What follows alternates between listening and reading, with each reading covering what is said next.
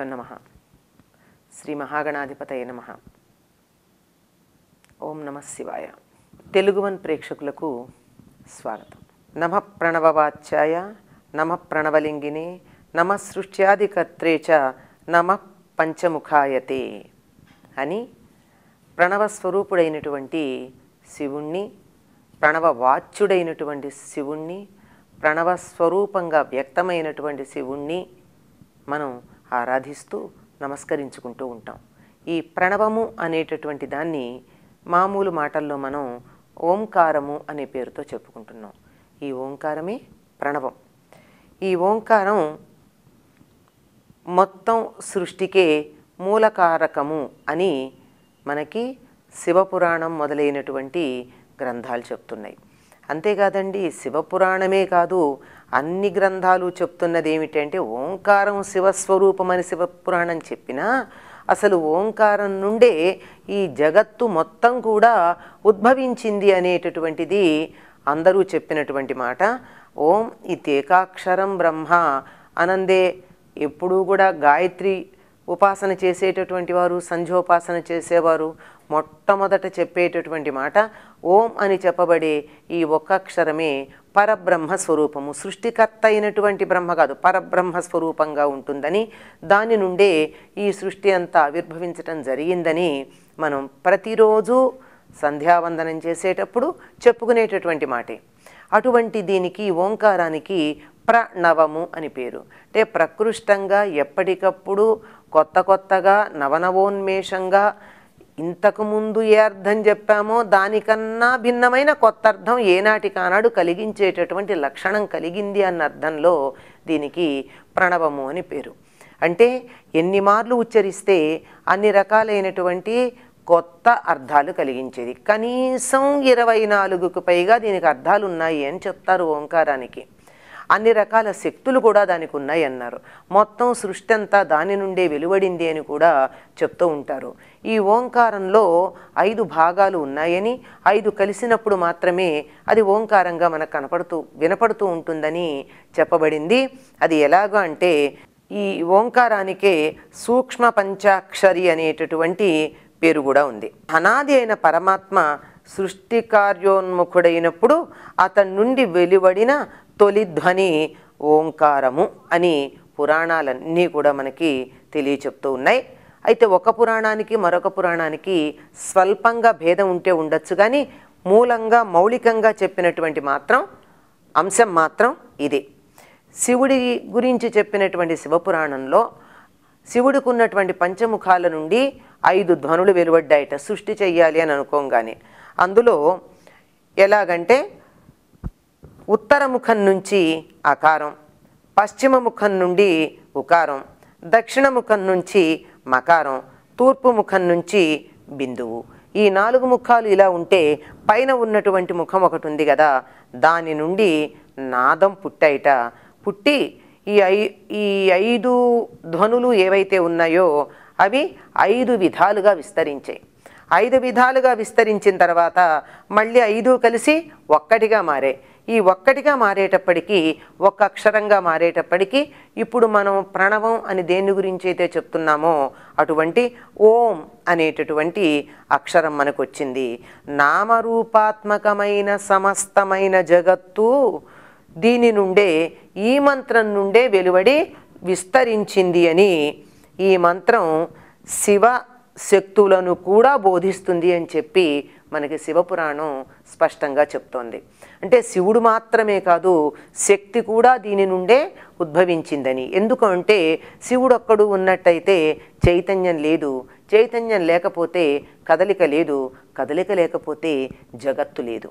కనుక పదార్థంగా ఉండేటటువంటి పరమాత్ముడు, చైతన్య స్వరూపంగా ఉండేటటువంటి శక్తి, ఈ రెండూ కూడా ఈ ఓం నుండే ఉద్భవించాయి. దీంట్లో నుండే నామము రూపము కూడా ఉద్భవించాయి.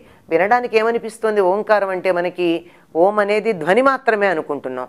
ఆ ధ్వని నుండి నామంతో పాటుగా రూపం కూడా ఉద్భవించటం జరిగింది. ఈయన శివుడు ఏం చెప్పాడు అంటే, తన ముఖం నుంచి పుట్టినటువంటి ఓం తన మంత్రమే అని, ఇది తానే ఉపదేశించానని స్వయంగా శివపురాణంలో చెప్పబడింది. ఏమంటాడంటే ఓంకారం అనేది వాచకం, నేను వాచ్యుడను. అంటే ఓంకారం అనే శబ్దం ఏదైతే ఉందో ఆ శబ్దం సూచించేటటువంటి అర్థాన్ని నేను మాత్రమే, అది తన స్వరూపమని, దాన్ని నిత్యం స్మరించటం వల్ల శివుణ్ణి స్మరించినట్టే అవుతుందని, అంటే తనని నిత్యం ధ్యానం చేసినట్టు అవుతుంది. ఎవరైనా శివుడి పేరు తలుచుకోకపోయినా ఓం అని ఒక్కసారి గనక, అంటే పరిపూర్ణంగా దానికి మామూలుగా మనం ఓం అంటామనుకోండి, కానీ దాన్ని చక్కగా చెప్పాలి అంటే దానికి 14 మాత్రల కాలం ఉచ్చరించాలి. అందులో ఉన్నటువంటి ఎంతసేపు ఉచ్చరించాలి, ఎంతసేపు ఉచ్చరించాలి, అనేది ఎంతసేపు ఉచ్చరించాలి అనేటటువంటి దానికి ఒక నియమం ఉంది. అంటే దాన్ని అని ఉచ్చరించేటటువంటి పద్ధతిని కూడా కొంతమంది చెప్తూ ఉంటారు. కానీ దేనికది విడివిడిగా ఉచ్చరించిన దానికన్నా కలిపి ఒకే రూపంగా ఉచ్చరించినట్టయితేనే దానికి ఉండేటటువంటి ఫలితం ఉంటుంది అని పెద్దలు కొన్ని పురాణ గ్రంథాలు మనకి స్పష్టంగా చెప్తూ ఉన్నటువంటి మాట. ఎందుకంటే ఏదైనా తీపి పదార్థంలో పంచదార, శనగపిండి, నెయ్యి ఉన్నాయంటే మూడింటిని విడివిడిగా తింటే ఆ రుచి రాదు. మూడింటిని కలిపి దాన్ని వండి తింటే వచ్చేటటువంటి మధ్యలో పాకము అనేటటువంటిది కూడా ఉంది. మా ఎలా ఉంటాయో అలాగే వాటిని కలిపి చేయడానికి కావలసినటువంటి బిందువు, నాదము అని కూడా ఉన్నాయి కదా. వాటితో కలిపినప్పుడు ఉచ్చారణ వస్తుంది. దానికి రకరకాలైనటువంటి పద్ధతులు కూడా మనకి ఓంకారాన్ని ఉచ్చరించే పద్ధతులు కూడా చెప్పారు.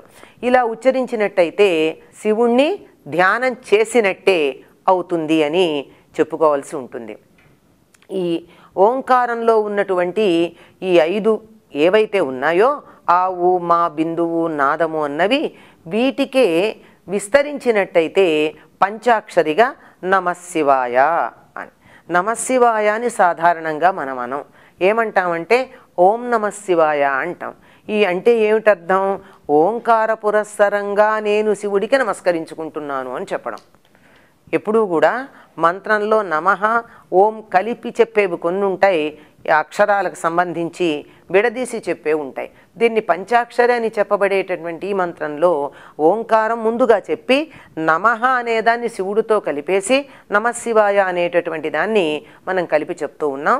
ఎందుకు అంటే దీన్ని పంచాక్షరిగా ఎందుకు చెప్తామంటే ఈయనకున్నటువంటి 5 శిరస్సులకి, 5 శిరస్సులు పంచభూతాలకి సంకేతంగా ఉంటాయి గనక వాటికి సంబంధించినటువంటివిగా వీటిని చెప్పడం. అంతేకాకుండా ఈ 5 నా, మా, సి, వా, యా అనబడేటటువంటి ఈ 5 అక్షరాల నుండే మొత్తం వాంగ్మయమంతా వచ్చింది అని, కల్పించబడింది అని చెప్తారు. వాంగ్మయం అంటే వాక్కులతో కూడుకున్నది, అంటే అక్షరాల యొక్క సముదాయం.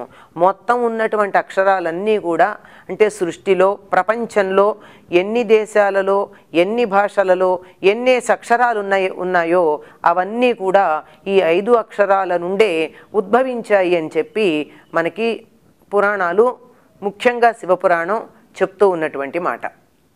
పైగా ఈ 5 పంచభూతాలకు సంబంధించి, అంటే ఒక్కసారి నమశివాయ అని గనక అనుకున్నట్టయితే పంచభూతాత్మకమైనటువంటి శివుణ్ణి, పంచభూతాలని, మొత్తం సృష్టిని కూడా మనం స్మరించుకున్నట్టు అవుతుంది.